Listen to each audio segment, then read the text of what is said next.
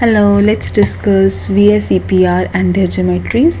First topic is regular and irregular geometries. Regular geometries are those geometries जिसमें central atom के surround पे बहुत similar से atom होते हैं, मतलब सिमिलर बॉन्डेड इलेक्ट्रॉन्स होते हैं. और इरेगुलर geometries वो होती है जिसमें सेंट्रल एटम के अराउंड लोन पेयर भी होते हैं, बॉन्ड पेयर भी होते हैं. For example, water and ammonia are the examples of irregular geometry because they contain bond pair as well as lone pair. Or CH4 and BF3 are the examples of regular geometry.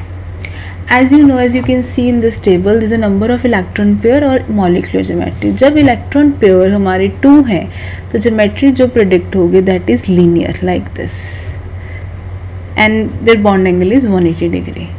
जब electron pair 3 होंगे तो trigonal planar बनेगी और इसका bond angle होगा 120 degree. जब electron pairs 4 होंगे तब ज्योमेट्री होगी tetrahedral. In this there bond angle is 109.5 degree. When electron pair is 5 then geometry is trigonal bipyramidal. That is like this central atom and their bond angle is 90 and 120 degree. When electron pair is 6 then geometry is octahedral and their bond angle is 90 degree, right? So through this we can predict their geometries. Applications of VSEPR theory. VSEPR theory provides simple approach to predict the shape of molecule. This theory is very simple to use. So the basic point in this theory is electron pairs bonded as well as lone pair. So they try to remain far apart as possible just to get the stability. वो इतना दूर आपस में bonding इतनी दूर दूर रखते हैं जितनी हो सके ताकि वो stability attain कर सकते हैं. Let us understand with some simple molecules in iron. First of all is ammonia, that is NH3. Right, so here is the structure. In ammonia जो नाइट्रोजन एटम है उसका एटॉमिक नंबर है 7. तो उसकी electronic configuration है 2s2 and 2p3. That means nitrogen contain 5 valence electron. So 3 जो valence electron है that is bonded with hydrogen, right? So the remaining 2 है वो रिप्रेजेंट करेगा लोन पेयर. रिमेनिंग 2 है that undergoes loan pair. So ammonia में nitrogen है that is surrounded by 4 electron pair और 3 bond pair है और 1 लोन पेयर है. लेकिन जब 4 इलेक्ट्रॉन पेयर होता है then geometry undergo tetrahedral geometry. लेकिन the bond angle is not 109.5 degree. जब इलेक्ट्रॉन पेयर 4 होते हैं then molecule undergo tetrahedral geometry, but in case of ammonia due to the presence of lone pair their bond angle is not 109.5 degree because of the electron pair around nitrogen is a lone pair. So lone pair bond pair repulsion होगी जिससे क्या होगा, जो lone pair bond pair जो repel करेंगे repulsion की वजह से इसका बॉन्ड एंगल हो जाएगा 107 degree and geometry of ammonia is regarded as pyramidal.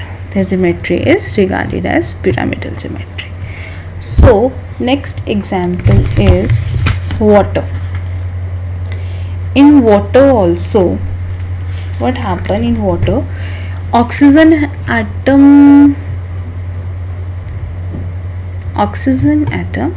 their atomic number is 8. So their electronic configuration is 2s2 and 2p4. So it contains 6 valence electron. So in the formation of water molecule 2 bond pair and 2 electrons form 2 bond pair with 2 hydrogen atom leaving only 4 electrons and this 4 electron undergo 2 lone pair. So जो 4 electron pairs है around central atom they undergo tetrahedral geometry, but due to the presence of lone pair their angle is not 109.5 degree as in case of ammonia. So there is a distortion due to the presence of lone pair and which causes large repulsion, and due to this their geometry regarded as bent geometry. The geometry is bent geometry, right? Next example is sulphur tetrafluoride. In sulphur tetrafluoride sulphur atom का atomic number होता है 16, right. So the electronic configuration is 3s2 and 3p4. 6 valence electrons होते हैं इसमें. So in the formation of SF4 4 electrons 4 bond pair है और 2 electrons है as 1 lone pair. So the 5 electron pair around sulphur होते हैं, they undergo trigonal bipyramidal geometry, जिसकी वजह से लोन पेयर की प्रेजेंस से इसकी ज्योमेट्री जाती है सीसॉ ज्योमेट्री के अंदर. क्यों? क्योंकि इसकी होनी तो ट्रायगोनल बायपिरामिडल थी, लेकिन due to the presence of lone pair इसकी ज्योमेट्री कंसीडर की जाती है सीसॉ ज्योमेट्री. इसमें सल्फर टेट्राफ्लोराइड में जो लोन पेयर है that undergo 2 position, one is equatorial position and other is axial position. In equatorial position what happen, lone pair is in equatorial position, right? So there is a repulsion, but in axial position there is more repulsion, and due to that repulsion molecule is unstable due to the high repulsion. Repulsion क्यों ज़्यादा है? क्योंकि जो lone pair है that is on axial position. So equatorial position पे lone pair को stable माना जाता है, axial position पे नहीं. तो इसलिए जो सल्फर टेट्राफ्लोराइड की ज्योमेट्री है वो ये वाली ज्योमेट्री कंसीडर की जाती है, and this geometry is called seesaw geometry, right? Our last example is ICl2 ion. In this case, iodine atom has outer shell electronic configuration is 5s2 and 5p5. That means 7 electron in its valence shell. 7 electrons हैं. तो जो one of the outer electron है that is used in bond with one chloride atom and forming one ICl bond. जो iodine atom है उसके 8 electrons होते हैं उसके अराउंड पे, राइट. सो जो आयोडीन एटम है वो एक्सेप्ट करता है एक lone pair from one of its ion and form one coordinate bond. एक वो कोऑर्डिनेट बॉन्ड भी बनाता है, that is ICl coordinate bond. Coordinate bond is represented like this, right. So the outer shell है iodine का, उसमें 10 electrons हुए.